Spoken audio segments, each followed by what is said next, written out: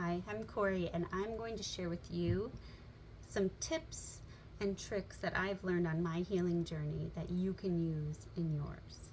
I went to school for it, I've done the research on it, I've gone to professionals, not only myself but others, to learn different techniques and tips, but I want to be able to share that with you so you can save some time and money and energy into looking at all the different ways. So let's begin. Okay, let's first start with the emotional side of it. What is triggering you? When did symptoms start? It can be anywhere from acne to digestive issues to kidney, liver, stomach, muscle, autoimmune diseases. There's different things, ears, eyes, mouth, throat, nose. There's different symptoms for everything that's being triggered and where you store the emotions in your body. Everything is energy, right? So find out where the symptoms are starting anyways, because that means it's had enough energy festering in there to create a problem, okay? Okay, so as we go into it, then we can talk about meridians, right? So you find out where in the body these energy things are stuck, right? The stuck energy is all over the body. It's showing up physically now. So then we go to where and what it's affecting. We look at the meridians. Meridians are a term in traditional medicine, in Chinese medicine, that shows the organs and how they're functioning and where they're lacking and what might be the trigger, right? So meridians are the flow of energy to help us live our best lives by flowing. We flow the energy. If there's stuckness, it's stagnant energy. We get sick, then we have to get rid of the stagnancy.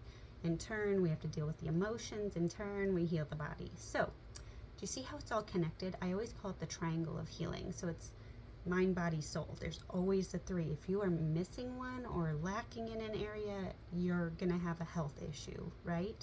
Right. So moving on, let's go to the next part. Okay, I want to talk about emotions. So I'm going to dig in a little bit deeper as we go into it. So emotions can stem from a traumatic experience usually. So it could be from, well, they always say the first 5 years of your life create your foundation of who you are, what your beliefs are, and your humor and everything else. It's kind of like the all-encompassing you in this life. Like, what were you taught to believe, to think? You change that obviously as you go, but you have to unlearn all of these things in the first 5 years of your life. So it's really interesting to look back at big things that happened to you or those around you and how you felt or how they felt, and it taught you to feel that way. Like, we usually are an aspect of our parents or those who have raised us because that's who we looked up to and we learned from, right? We learned human behavior from somebody, not just ourselves. So when you go back there, you can kind of see, oh, I don't usually talk out what I feel because I see there's conflict if I talk, because I was taught there's conflict if I say my feelings, right? Like if you had a family that fought, or it could be opposite. It could just say you over speak so other people don't know how to handle it because they've had the opposite where their family didn't communicate their feelings, or some people didn't have a really strong foundation, so they're still figuring things out, right? So everybody's on different lengths, but that's kind of where you have to look at, is the first 5 years of where did we learn it, what do we have to unlearn, what do we want to redo, refocus, review, right? And then that helps us in turn change these experiences now into something different. But you can kind of see how it holds in the body. People with eyesight issues, for instance, they don't want to see life clearly because there's something that's not comfortable. People who have hearing issues don't want to hear the truth or hear something that could hurt them or harm them, right? So they might have had something happen in that aspect. They overheard something It's we lose hearing over time because we heard horrible things. There's a whole bunch attached to it. So you can see, when did I start having the hearing issues? And what was I hearing around that time? Does that make sense? So you go to the root of the problem, and then you go from there and dig a little bit deeper, okay? Okay, I want to talk about a big one though. This example is about digestive issues. This affects almost every person I know, have worked with, have met. Not everyone, but most people. And so I really want to touch in on this because it affects so many people. It's how we digest life, what made us feel fear, what made us feel guilty even. There's guilt involved because the organs are very much attached to emotion. So go to the moment that you start to have some hiccups in the digestive tract. You can get pains, like not holding anything in the body, upward or downward, doesn't matter. It can be pains in the stomach. It can show up anyway like that. All of a sudden you have food allergies, right? So look at what was happening around that time that was really hard to swallow. Something that was traumatizing or big, or uncomfortable. It was very fear-based, right? Or you had too much stress going on, so all of a sudden it attacks the body. But there's some event or moment or a long-term event that just ate you up. Do you hear how I'm always using like that description? Like it really ate me up. It wore me out. It was hard to digest. I could not handle it, right? So those are things that you can look back and go, what event couldn't I handle? What event couldn't I stomach, right? What couldn't I digest in life? And then you can start to go back to it and tell yourself the story of how you remember it, to what you can now go, what did I learn from it? And how can I move forward? But how can I release that thought now? Because I can digest that belief now. I can digest that emotion now. I can digest that experience now in a different way. I've had time to sit with it. So as you go, you're going to notice, obviously we have two guts. We have the gut, the brain, and then the stomach. Like we have two brains, right? So it's stress triggers this stress. This stress triggers this stress. So it's an ugly, vicious cycle. So if you start getting stressed out, or you just feel anxious, or there's like big things that come with it, like all of a sudden you didn't sleep good and then it's a horrible downward turn, right? Like you just have to figure it out. It's all about inflammation though. So what are we protecting our bodies from? We inflame it externally, internally, to protect ourselves. So that's how we start to decrease inflammation and start to heal. And then we can heal, but we have to start by figuring out the root. And sometimes you can take some symptoms out, but the more pills you take, you're just covering up the root. So the whole idea is find out what triggered it, and then how can you retell yourself that story so it's a learning experience and a healing experience, and how can you help others, right? Okay, all right, moving on to the next. I want to talk about color therapy now. It's kind of all together because we have chakras. So color therapy, I integrate with chakras, right? So we have our main chakras of the body. We have our root chakra at our base, which is at the bottom of the spine, and then that's the color red. So that's all about fear and security and safety. So when we have, for instance, digestive issues, we have a base issue with safety and security. It can be even foundation of like money if we don't feel stable, right? So all of a sudden we get really sick, or you notice stressors come out more and then we have more issues. Like you lose your you have a heartbreak and you don't know how you're going to keep going, and then all of a sudden the heart and the root are connected. Heart is usually a pink or a green. So the more you're around that too, it will help to heal. But they're always connected because it's your base, your foundation. And so now we need more red around us to feel safety and security that we're lacking. Changing houses, changing jobs. You might notice digestive upset then, because again, it's your root, it's your safety, security. Then we move up. Right below the belly button is the sacral chakra, and that one is orange.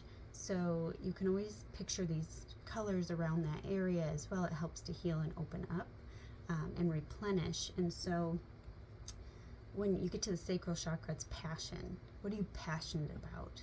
What lights your fire? What do you have creative juices flowing towards? Like, that is just so gorgeous. I have to have more of that in my life. Or I love that food. It's so nourishing. You'll kind of feel it in there. Again, it does have a lot to do with your sexual organs too. So you can go, well, is that beautiful to me, or is that something that's just like a total turn off? Like, usually right there will tell you if somebody's meant for you or not too. Like, you'll feel the gurgles and you're like, oh God, no, I'm done with this. It's true, it all is connected. So especially if you have fear, or you had any sexual trauma any time in life, that can tend to act up as well. So orange is really nourishing and comforting for that. You can always get orange underwear, red underwear. It will help to keep that area kind of protected in a way. And then we move up, and just above the belly button, below the ribs, is yellow, solar plexus, and that is our connection to Gaia, our life force energy, our creative center. It's where all of our information comes to too. So it's just that inner knowing. We always say that, and we always go, oh, I just knew. Like, we always talk with our stomach, right? We're like, oh, I had it. I just knew it. I don't know why I didn't listen. Or, oh, I just love that idea. Ha ha ha. We laugh and touch our bellies, right? That's all yellow, nourishing, creative center. So the more we laugh, the more we create this. It's very abundant, right? So we need to keep that flowing. If you're doing a job you don't love, or you're spending time doing something you don't really care for, that tends to diminish because you're not living in your truth. And Gaia is always trying to connect with you. That is your full heart, like, that's your center being. And so you'll always feel it in your guts, right? Like, I just knew I was supposed to do that, right? I felt it in my stomach. But then we move up and we go to the heart center. And this is, like I said, a light pink. It can be like a pinky color or green, emerald green. And this circles all of us. And that's why people always like to give hugs, because you can feel somebody's warmth. Or just that connection. We keep our shoulders back. If you see people are hunching, they're trying to keep their heart center covered and protected. They've had a heartbreak or things like that. So you can just have the color green, green shirts, green bras, green necklaces, anything around that area you can do green, male or female, it doesn't matter. You can have scarves, whatever it is, handkerchiefs, whatever. It all works, because you just have to see it, feel it, and embrace it, right? And green is also the color of money, so obviously energy there, but that will help to bring it in, because you're loving energy, and that's the energy you're attracting. So heart healing, we tend to, yes, shoulders down, wear the color green or pink, and that will help to heal it. So shoulders back, and you can always, I am love, I am loved, I am lovable, right? Like, different affirmations can help bring that into when you think of it. And then you go up, and it's the throat chakra, and that's the color blue. So we speak our truth. So sometimes people have thyroid issues, or swollen lymph nodes, or teeth issues, or grinding your teeth. Dental sinus even is in here, in the ears. but ears are their own chakras. But that is you speaking your truth, saying how you feel, and feeling safe in that. A lot of people don't. So if you can wear blue, I like to wear blue a lot because I speak for a living and it helps me to express myself. But also it helps me to speak my truth and unapologetically, which it can do for you as well. Okay? Okay, then we have the third eye, which is purple. So you can always see clearly. I like how the evil eye is blue, when really it's people speaking bad about you. See how it's correlated with the blue in the throat, but you see it's all knowing, speaking truth, whatnot. But the third eye is a purple. How beautiful is that? So that's why people like to bring in amethyst stones, because it helps amplify opening up that third eye and seeing clearly, and seeing your truth. And sometimes your intuitive abilities will just be enhanced. Not sometimes, but always. So the color purple will help you to see more perspectives as well, so you can connect with other people. And then we have the ear chakras, and those are burgundy, and they're two separate little guys in there. So you can picture the color burgundy, and it will help you hear the truth. It's kind of a calming kind of color. It's really pretty. And then we have the crown chakra, which is a white light that goes straight up to the ethers. So we're always connected. And you can also, it's that same color as the angelic presence. Clears our thoughts, clears our minds, and purifies as well. So you can always picture the color white beaming through you too, if you just don't know where to start, or the color red, because it's again going to kind of ground you, right? So we're either too high up or too far down, but either way, all the colors, you can always wear the color white to neutralize. You can wear the color black to neutralize. Grays, I like blacks or whites though for that, but you can always enhance the other chakras and the colors by color therapy with clothes, and even things around you, like your bedding. If you want me to get into feng shui, things like that, you can attract different energies in every room. So colors are huge. They're not just, oh, it's just purple. No, it's purple for a reason. You were attracted to that for a reason. Okay? Okay. So then we'll move on to the next. Okay, let's talk about healing of the skin, because skin is our biggest organ. It also grows our hair, and it lets every toxin out.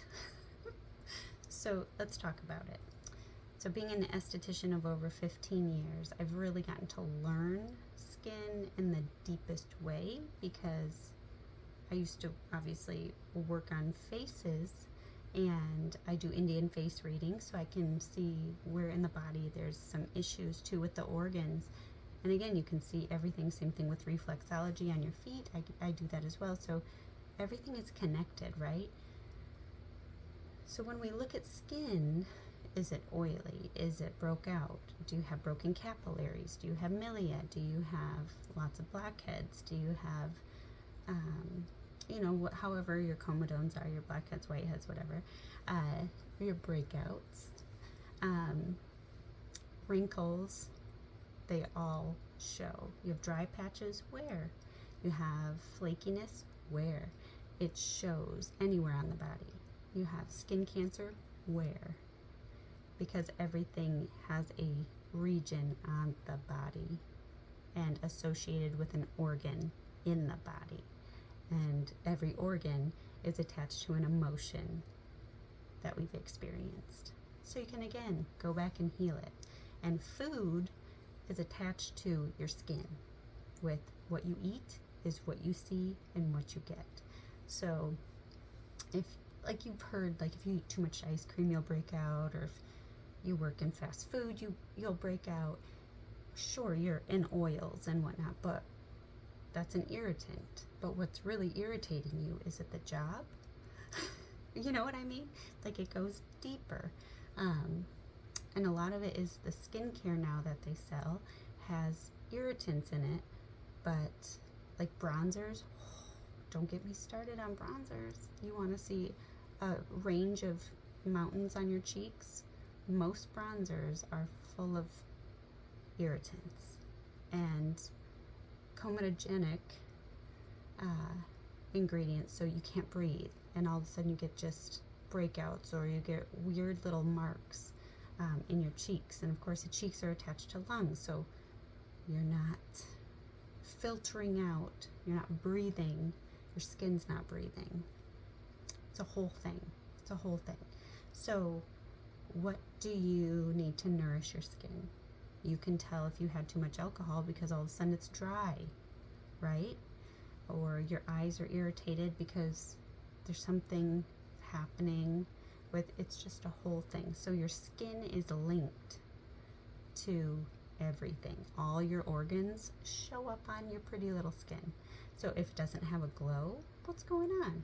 Do you not love something? What are you lacking, right? Like, there's an organ that's lacking some nutrients to get the glow going. It needs hydration, it needs priming and prepping, it needs some TLC emotionally. So it's all connected. Make sure you're feeding yourself from the inside out. What do you hear? What do you see? What do you smell? What do you taste? Is it nourishing your five senses? If not, it's just depleting them. In turn, it will deplete you. It's all, again, connected. Mind, body, spirit. And your face and your skin in general will show you where you're at. How's your hair? Is it breaking? Is it growing? Is it stuck? Is it gray? Are you coloring it all the time? These things all show up. You're lacking zinc, okay?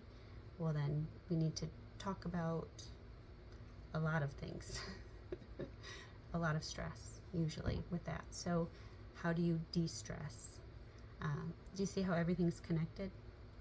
So it's all part of the healing as well. So you can kind of see, just physically looking at somebody, if they've had a tough life or having a tough time, you can always see it on somebody. Either they lose a lot of weight, or they gain weight, or their hair is falling out, or it looks just dry, they look depleted, they have a lackluster in their skin, their shoulders are down, whatever it is, you can see physically what somebody has gone through or is going through.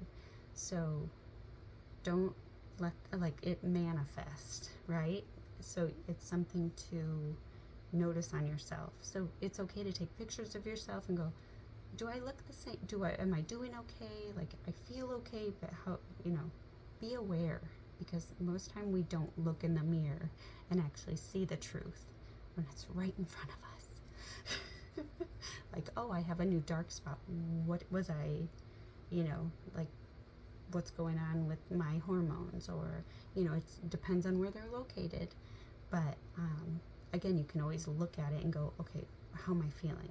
What symptoms are showing up? Am I getting more emotional than usual? Or am I feeling a little disconnected? Am I trying to run away, from my problems, or whatever this is? It's easy to kind of like start to zone in, go, oh wait, who's irritating me? Why do I have this breakout? Am I being harsh on myself? Why do I have this headache? I'm just being so hard on me, right? So look at the skin, look at your hair. It's like physical, right? You can see what's happening too. And then you feed it, and you fix it, and you heal it, and then you move on, and you can help other people again. Okay, let's talk about journaling. So journaling is a great way to get things out so energy isn't stagnant. So a lot of people don't go to therapists to speak it. So if you can still get it out physically, it's still a form of therapy, right? So that's why a lot of people like to run, because it gets the energy out so they can process. And same thing when you write, you process because you're getting it out. So if you can do like 5-10 minutes a day of writing, how your day was or what's on your mind, it can be its own greatest therapy if you don't feel comfortable talking to somebody. A lot of people don't. Plus, it's just something you get to know you better, because then you can look back every, week or 6 months or year and go, what was I going through? Like, what was my mindset at? Because even in 5 years, you can look back and go, did I grow? Did my mindset grow? What do I need to spend more time on? So it's a great way to gauge where you're at and where you're headed, or a mindset that you're stuck in because you don't see it or hear it. So you have to write it and then look back and go, why was I thinking this last week? This is crazy. Is this normal? Of course it is, but it's never something you have to always do, right? You have to acknowledge it to fix it. So journaling is huge. Please have a journal or a phone that you can like write in, or your computer to type it out. I just like physically, I like to write. I think that's more of a connection, that's easier to express yourself. So give that maybe a try too, because the more you can go through things that you've been through to writing it out, it's even more beneficial. Okay? Okay, so I'm going to wrap up this healing video with one last suggestion to start, and that would be to just spend some time with yourself and ask yourself what you would ask your friends or family, and say, does this sound good for dinner? Or what do you need to do today? What sounds fun? Because you are your own best friend, and most of the time we forget to talk to ourselves in a loving way, and even have that open line of communication of, what do I need and what do I want? Because once we have that division, we start living a life that isn't fulfilling, and then in turn can make us sick. So to stay grounded and within yourself, and to be your happiest, healthiest self, have those conversations with yourself daily. What do you need? What do you want to do? How are you feeling? What's for dinner? What's for lunch? Like, it's intuitive connection. You build it and it grows you and your connection with yourself, your soul, your spirit, right? Mind, body, soul connection. And it also connects you strongly with your higher self and then those around you, because you're taking care of yourself. You don't take care of you, nobody else is going to do it. They can attempt it, but nobody knows what you need more than you. So it's time to have that open communication again, and to begin the process of healing. Because if you don't do it, nobody else is going to heal you, because they don't know what you need. Only you do. Okay? So I hope this helps you start your healing journey and gets you interested and shows you kind of what ways to go. And I always do consultations if you need them. And I do have great resources if you're in certain states, but you can always reach out anytime. Again, my community, you are in it. We are one. So till next time, bye for now.